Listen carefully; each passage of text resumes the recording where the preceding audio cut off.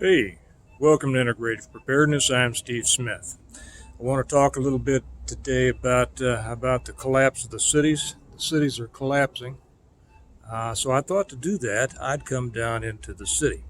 This is a place that I love. I grew up in the city. I'll tell you where I am in just a second. I'll tell you where I am right now. I'm in front of Kansas City Police Headquarters. I'm standing in front of, and this will come back and figure in what I'm talking about in a few minutes. I'm standing in front of them, and I tilt this up so you can see it. A monument to the officers, the KCPD officers who have been killed in the line of duty over the years. There's another smaller one down there because there wasn't enough to fit on this one. It's a monument that bears the names of those guys, and I'm not sure if there's been any females, but if there have, okay.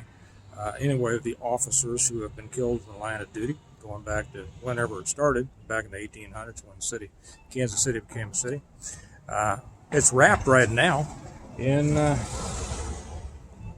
plastic wrap, as you can see, because a bunch of fools came down here in one of these protests and spray painted junk all over it. They did the same down then, so this, of course, they've had to chain it off.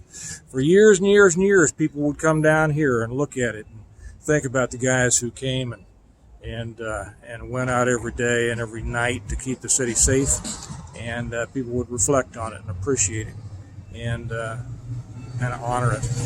And now, of course, they have to wrap it because a bunch of fools come down here who want to tear our country down and spray paint over these names.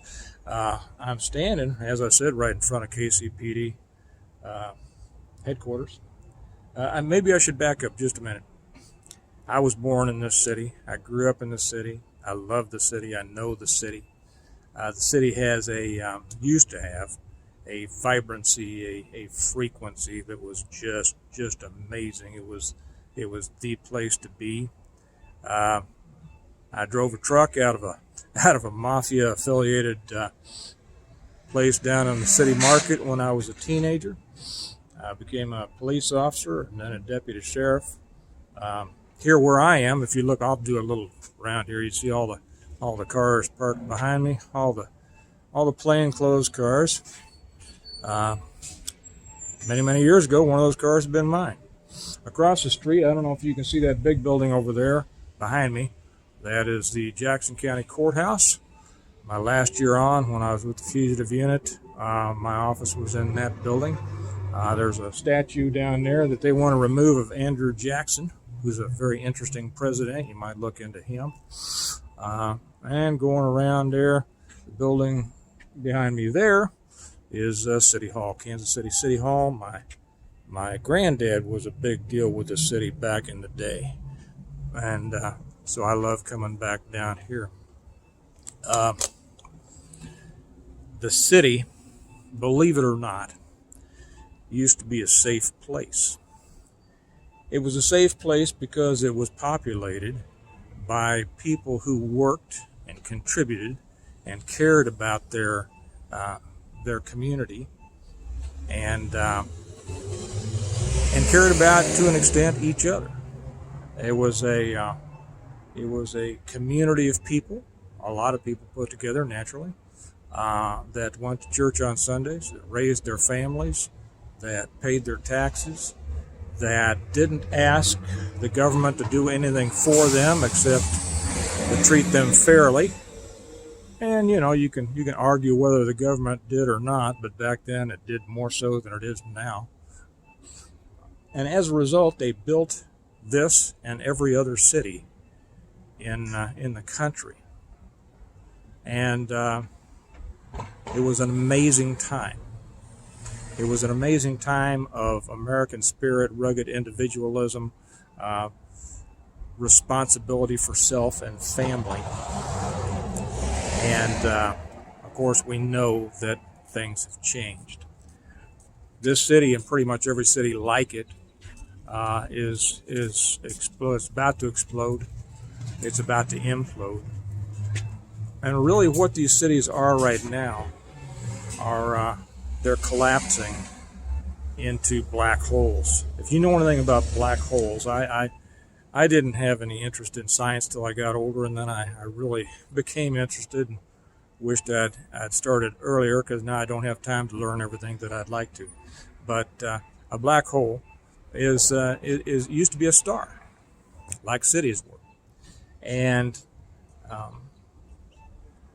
as they died, they collapsed under their own gravity. That's what's happening to the cities now. They stopped putting out the energy, and they just started collapsing under their own weight until they became nothing but a force of immense gravitational pull that sucks everything around them into them. And after something has disappeared into a black hole, you don't see it anymore.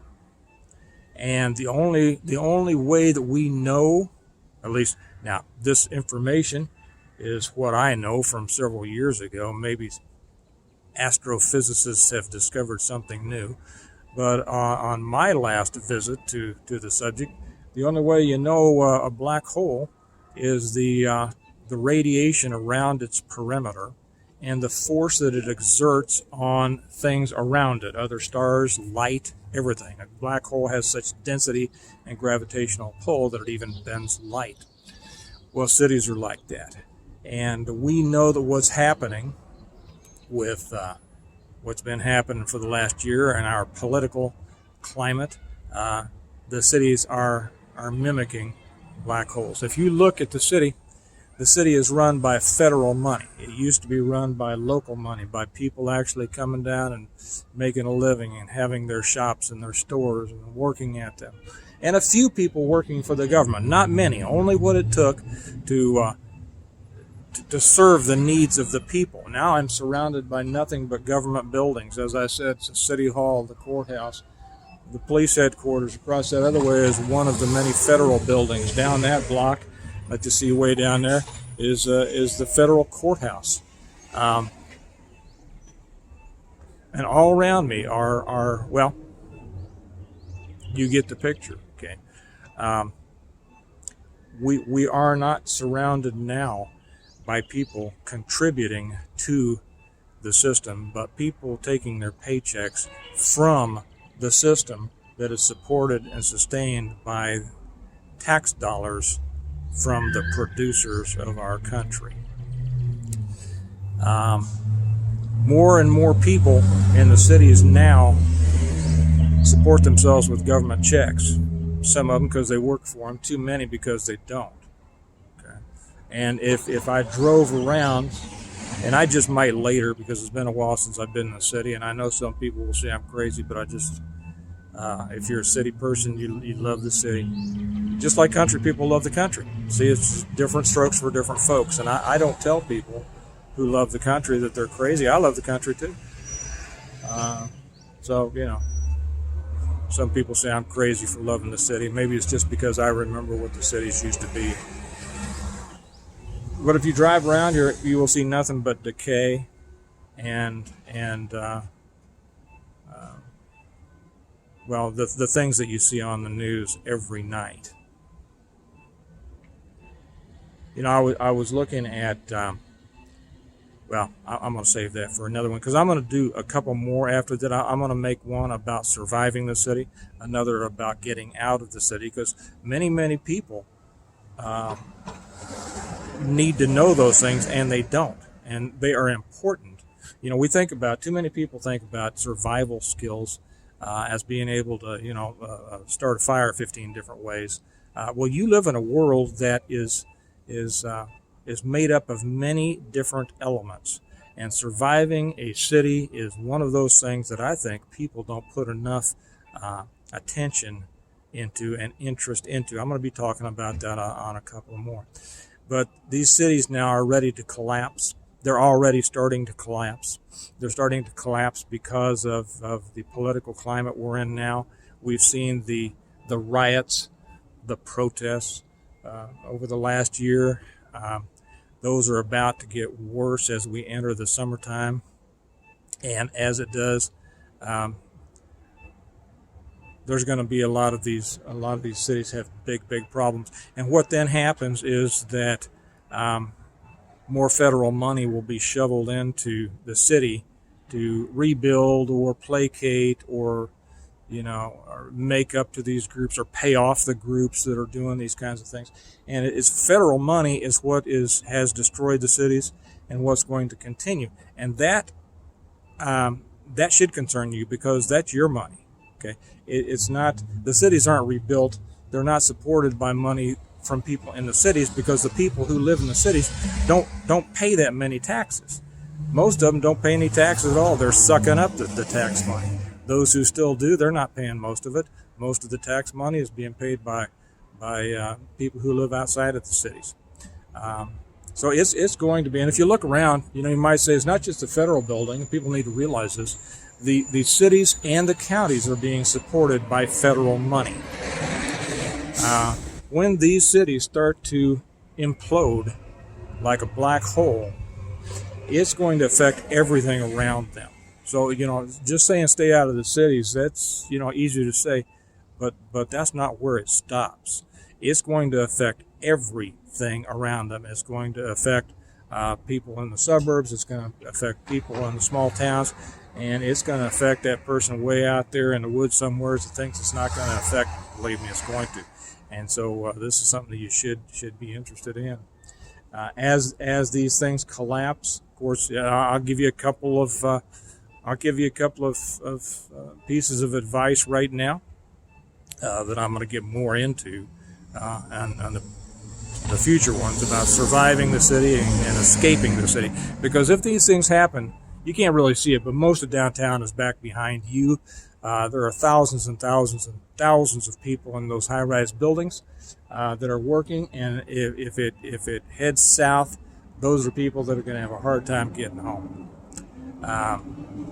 But a couple of things to keep in mind, and that is you need your preparedness items with you. You need your get-home bag. You need at least one firearm, preferably more than that. You need to have a plan. You need to have thought about how to get from where you are, where you work, whatever, to get home during extremely threatening times. You need to understand that a city is a jungle, and it's populated just like the jungle is populated by different kinds of animals than out there in the prairie. A prairie animal wandering into a jungle is not going to do very well because they won't understand all the different things. The jungle's full of things that want to kill you. And they'll kill you in ways that you won't even think about. You don't know what to look out for. I'll tell you a funny story kind of in closing on this.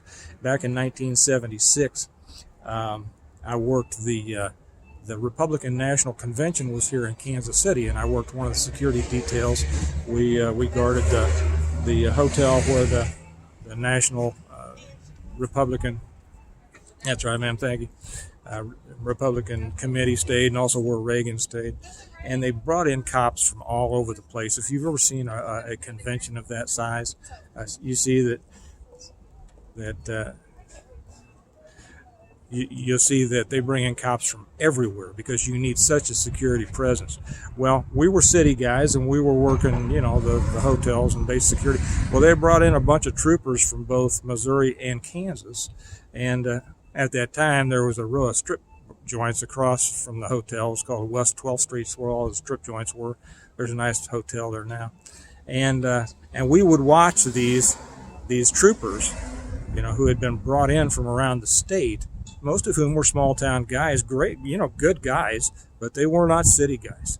And we would watch them walk around and look up at the tall buildings and be jacked with by the dancers and the doormen at the strip joints.